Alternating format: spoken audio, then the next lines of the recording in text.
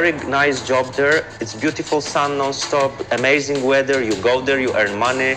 You make money for your credits, for your debts here, because I had a lot of debt. And I went to Emirates, and first 6 months I was very successful there because I was creating the fitness projects for one of the Abu Dhabi Sheikh Son company.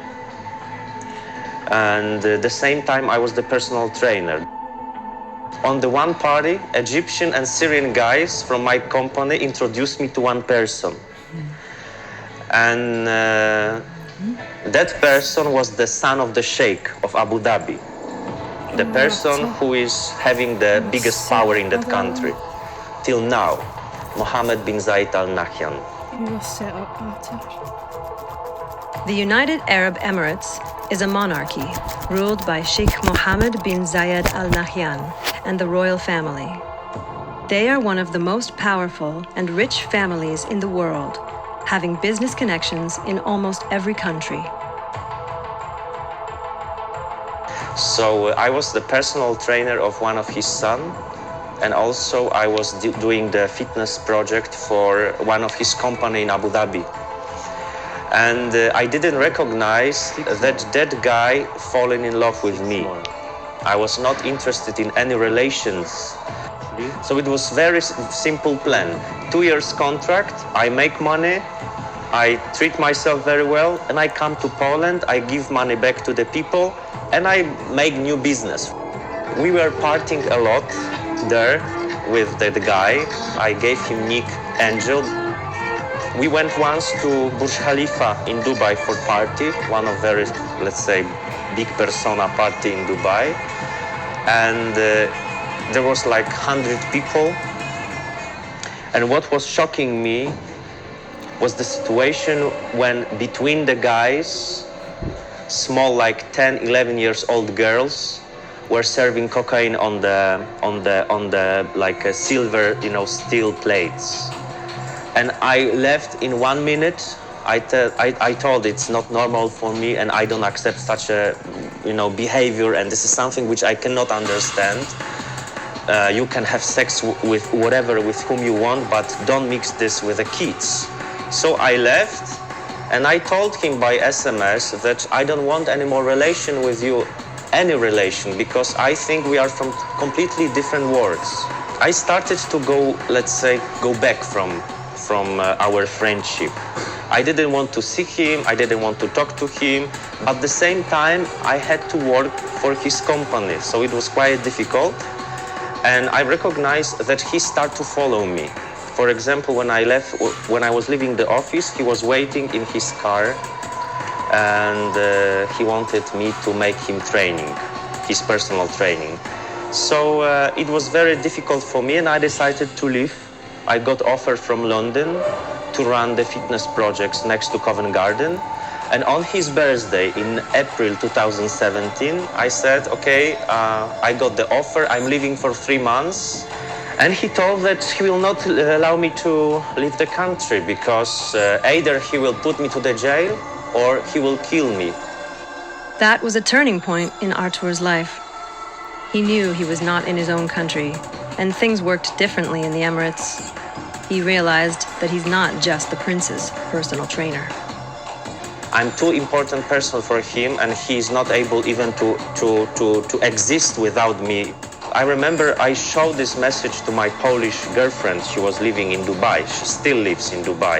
And she said, he's crazy, you need to do something.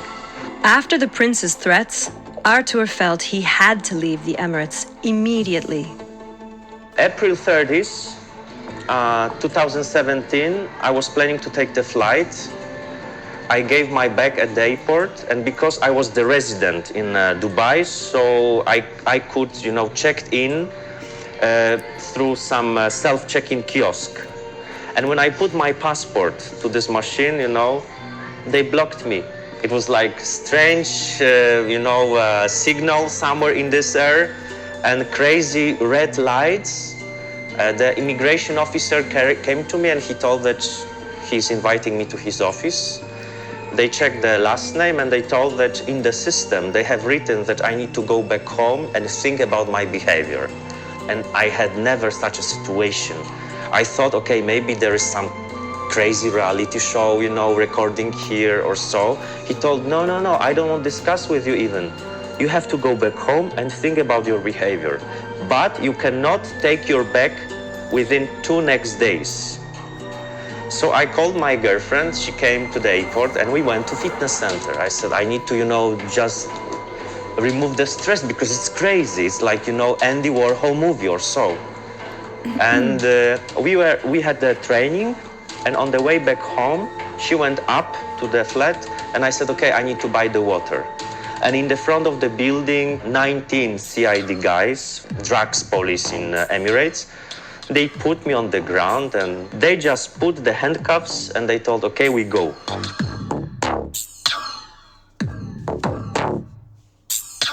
Artur was arrested the same day. The drug laws are very strict in the Emirates, and punishments are severe, including death penalty for drug trafficking. So they took the urine, they took my hairs, they took also my blood, and they took, in 3 weeks, we're gonna have results, so you stay in arrest.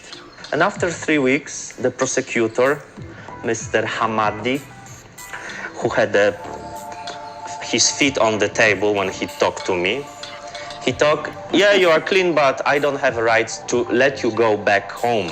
You need to stay in the prison. And the same day they took me to Dubai Central Prison for 5 months. I was waiting there for nothing. They did not allow me to go to hospital in Dubai Central Jail because they told that I am not prisoner. That somebody booked the place for me and I need to just wait. And when the prince finally visited me in the jail, he came with a bodyguard in the glasses. I could see that he's high and he sits like this. And he was watching me. And I asked him a question, what is the next step? You keep me here as you told. You will not allow me to leave the country. But what is the next step? And he always was repeating, Habibi Hayati, no worry, everything will be okay. This is his fucking words I will remember till my death, you know? So he visited me first time, second time, third time. On the third meeting, I didn't even speak to him because I didn't see any reasons. I saw that this guy is psychopath, that there is something wrong with him. Because as worse I looked, he had bigger satisfaction. And he just told me once that for him, this is real Arabic love. I asked him question, what means this for you? He told, you are only for me. Artur realized he was dealing with someone with serious mental problems. The prince had him as his own private prisoner. It seemed like there was no way out. In the end of the September 2017, I started to hunger strike. I said I will not eat anything because I don't understand situation. People are coming to the jail, people are having the sentences, people are having court. Nothing with me is happening. I'm just sitting here with no rights to have even the medicine and the doctor. So I requested the meeting with the manager of the prison. He came and he told me, you are not the prisoner. We are just keeping you here because we got the order. That's it. So I said, okay, so I'm not eating anything. And the next day from this meeting, they called me and they told Artur Ligęska Bolendi, they gave me back my passport and they took, you are free. They told, you are free, we need to bring you to the airport because of the deportation. So a hunger strike seemed like a good idea, as it put pressure on the authorities to release him and send him back to Poland. But the prince had a different opinion. So really, in the 15 minutes, I saw the planes at Dubai International Airport. And I said, what the fuck is going on here? And in the end of this, they make like the circles around Dubai Airport and they transfer me to the hell. Because that place in the middle of Al Sadr desert was just crazy. They remove all clothes from me. They ask me to do terrible things. They shout, and they gave me one blanket and they put me to the isolation cell 32. Artur thought that his hell had ended after he left Al-Awir prison. He couldn't have been more wrong.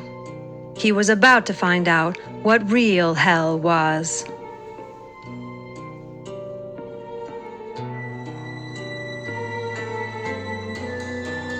And I spent there 8 months.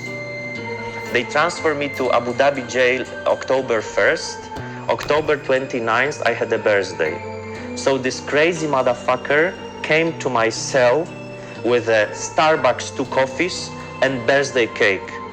And he told me sentence, "You remember I told you when we were celebrating my birthday, his birthday, that we are going to be together on your birthday too."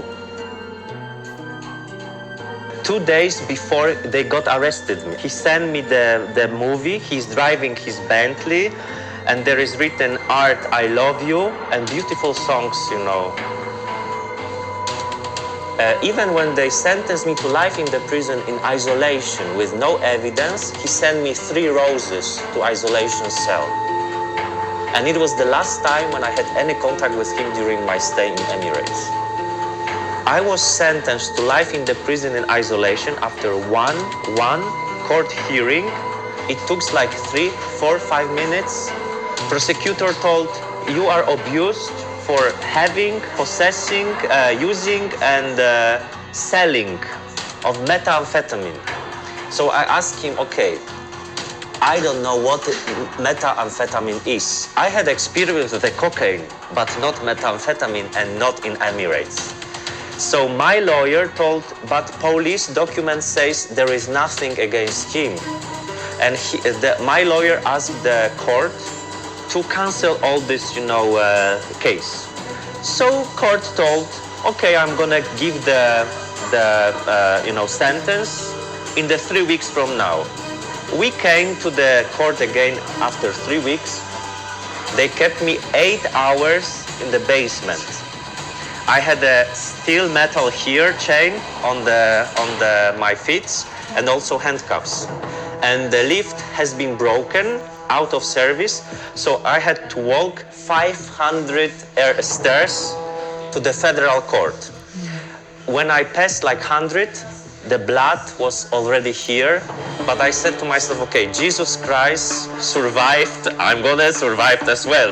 The judge didn't say, on behalf of Emirates, we are sentencing you for this and this according to the paragraph or article of whatever.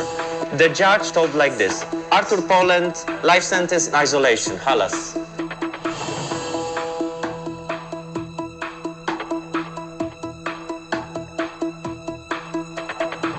Artur wasn't naive.